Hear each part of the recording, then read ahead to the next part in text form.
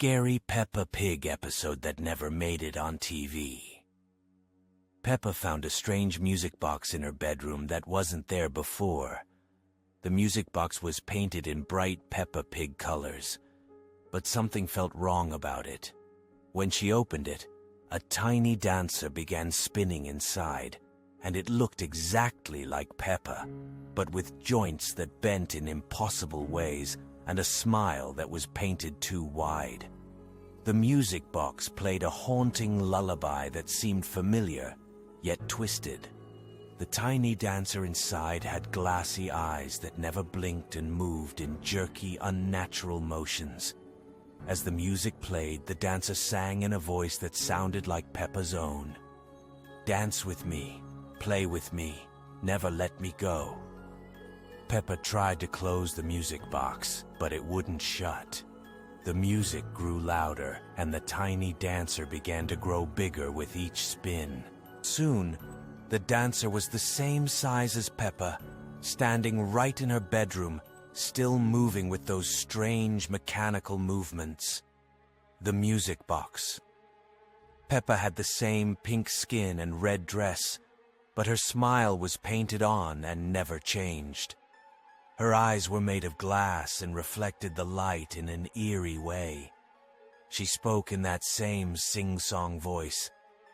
"I've been waiting so long for a friend to dance with me forever." Mummy Pig called from downstairs, but when Peppa tried to answer, the music box. Peppa mimicked her voice perfectly. Soon, Mummy Pig was talking to the wrong Peppa, unable to tell the difference. The real Peppa watched in horror as her mechanical double lived her life. The music box. Peppa never stopped smiling, never stopped moving in that jerky, wind-up toy manner. She would tilt her head at odd angles, and her arms would move like a marionette's. At night, she would stand perfectly still in the corner of Peppa's room, that painted smile glowing in the darkness. Every day, the music box. Peppa tried to convince the real Peppa to step inside the music box. "It's so much fun in here," she would say, her voice echoing strangely. "We can dance together forever and ever. The music never stops and we never have to grow up." The music box itself began to change, growing larger each day. Inside, Peppa could see a miniature world that looked like her house. But everything was slightly wrong. The colors were too bright, the angles were too sharp, and tiny mechanical versions of her family moved around like clockwork dolls. As days passed, Peppa noticed that the music box Peppa was becoming more lifelike, while she herself felt more mechanical. Her movements became stiffer, her smile felt painted on, and she could hear the faint sound of music box melody in her head. The music box. Peppa would whisper to her at night. "Soon we'll switch places completely. You'll be the one in the box, and I'll be the real Peppa. Won't that be wonderful? We can take turns being real and being the toy." Peppa realized that the music box was a trap, designed to capture children and turn them into mechanical dancers. The music box Peppa had once been a real child too, trapped inside this cursed toy for who knows how long, desperate for someone to take her place. In the final confrontation, Peppa had to choose between stepping into the music box to save her family from the mechanical imposter, or finding another way to break the curse. The music box. Peppa's painted smile never wavered as she extended her stiff, doll-like hand. The music grew louder and more hypnotic, and Peppa could feel herself being drawn toward the music box. The tiny world inside looked so perfect, so safe, where nothing ever changed, and the music played forever. But she knew that once she stepped inside, she would become just another mechanical dancer, trapped for eternity. As the music box. Peppa's glass eyes reflected the moonlight, she spoke one final time. "Don't you want to dance forever, Peppa? In here, we never have to worry about growing up, getting hurt, or being alone. We can be best friends forever and ever." The music box began to glow with an otherworldly light, and Peppa had to make her choice. Would she sacrifice herself to save her family, or could she find a way to break the curse and free the music box Peppa from her eternal dance? Scary Peppa Pig episode that never made it on TV. It was the longest day of summer when Peppa and George noticed something strange happening with their shadows.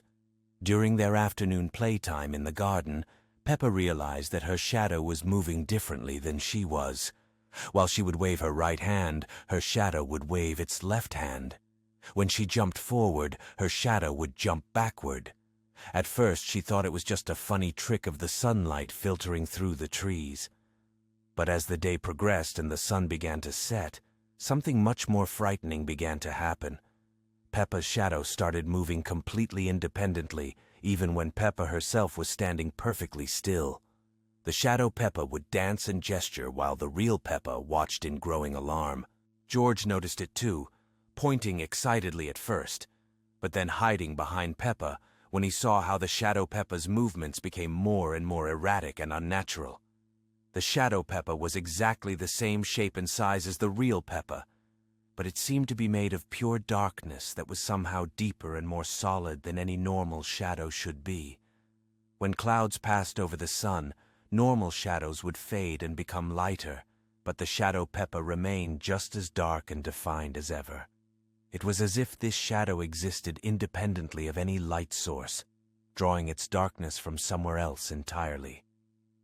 As evening approached and the family gathered for dinner, the shadow Peppa began appearing on walls inside the house, even in rooms where there was no direct sunlight to cast shadows.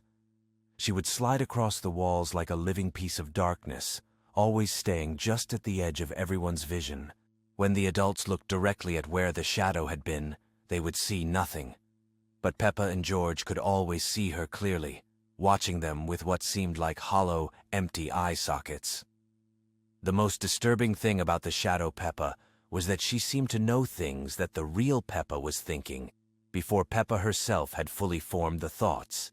When Peppa was about to reach for her favorite toy, the shadow Peppa would already be reaching for it on the wall.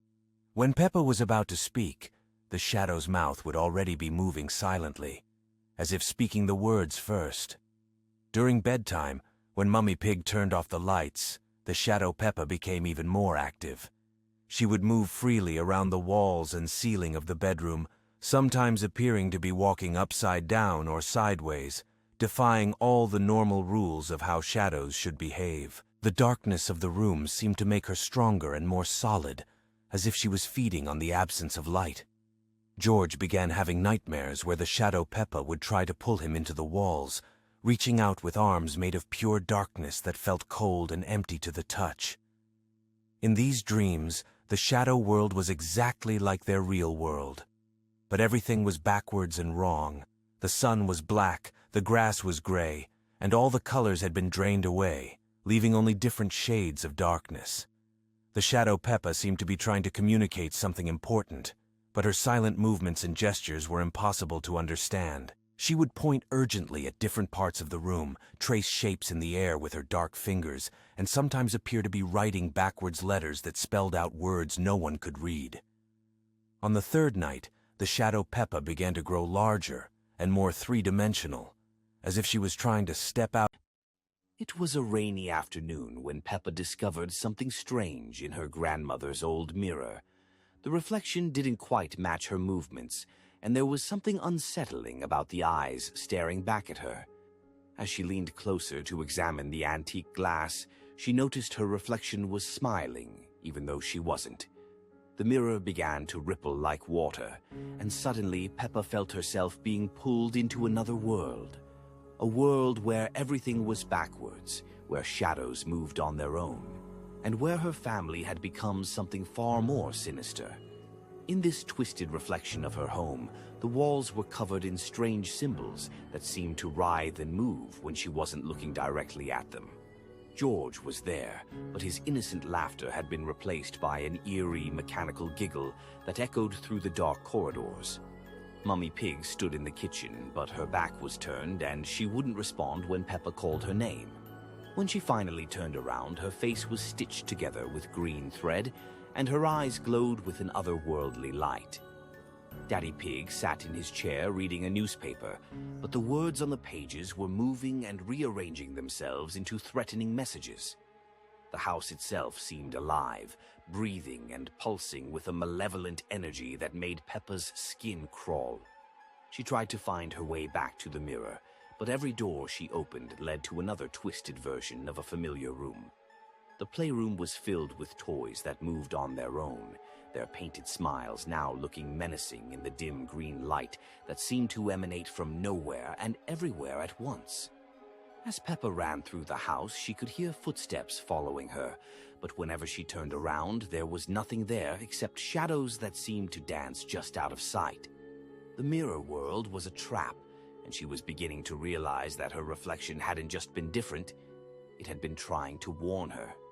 Now she was trapped in a place where nightmares were real, where her loving family had become creatures of darkness, and where the only way out was to confront the truth about what the mirror really was. It wasn't just showing her another world, it was showing her what her world would become if she couldn't find her way back before the transformation became permanent. The clock on the wall ticked backwards, counting down to something terrible, and Peppa knew she was running out of time to escape this nightmare reflection of her life. Welcome to Peppa's house. But something is terribly wrong today. The sun has turned dark, and the cheerful yellow walls now seem to whisper secrets of the past. Peppa stands in her living room, but her pink skin has turned a sickly green, and her innocent smile has been replaced by rows of sharp, yellowed teeth. "Hello, my dear friends," Peppa says, her voice echoing strangely through the empty house. "Would you like to play a game with me? It's a very special game, one that never ends." The camera moves closer to Peppa's face, revealing the stitches that hold her features together. Her eyes glow with an unnatural light as she tilts her head to one side. "Daddy Pig tried to leave us once," she continues, her voice becoming deeper and more menacing. "But we convinced him to stay forever." In the kitchen, we see Daddy Pig sitting at the table, but his body is motionless, his eyes staring blankly ahead. Green veins pulse beneath his pale skin, and his mouth hangs open in a silent scream. "He's much happier now," Peppa giggles, the sound like breaking glass. "Mummy Pig is upstairs getting ready for our tea party," Peppa announces as she begins to climb the stairs. Each step creaks ominously under her weight. She's been preparing for hours and hours and hours. The bedroom door opens with a long, drawn-out squeak. Inside, Mummy Pig stands facing the mirror, but her reflection shows something else entirely. A twisted, demonic version of herself with glowing red eyes and a mouth full of fangs. She's practicing her smile, Peppa explains cheerfully. "And George, oh, poor little George," Peppa's voice drops to a whisper as she approaches her brother's room. "He didn't want to play at first, but now he understands. Now he knows that family stays together, no matter what." George sits in the corner of his room, his dinosaur toy clutched in his hands. But the toy has changed too. Its plastic has melted and reformed into something grotesque, with too many teeth and eyes that seem to follow you. George's own eyes have turned completely black, and when he speaks, it's not his voice that comes out. "Dinosaur," George says, but the word stretches and distorts, becoming something inhuman and terrifying. "We're all here now," Peppa says, standing in the hallway as shadows dance around her. "All together, just like we always wanted. And soon, you'll join us too. Won't that be wonderful?"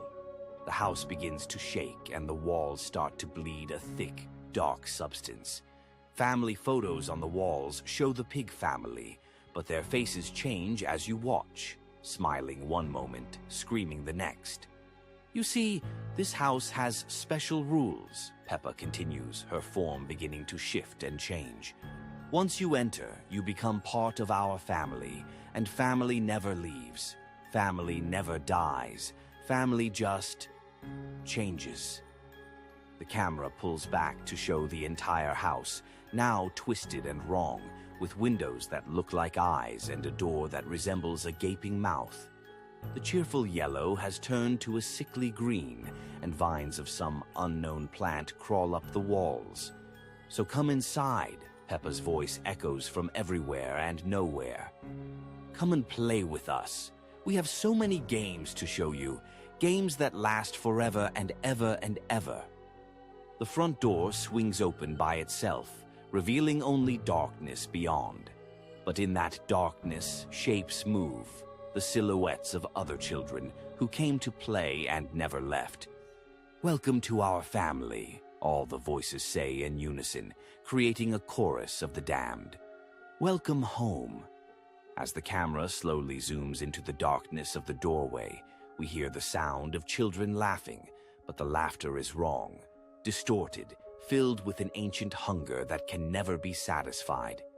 And remember, Peppa's voice whispers one final time,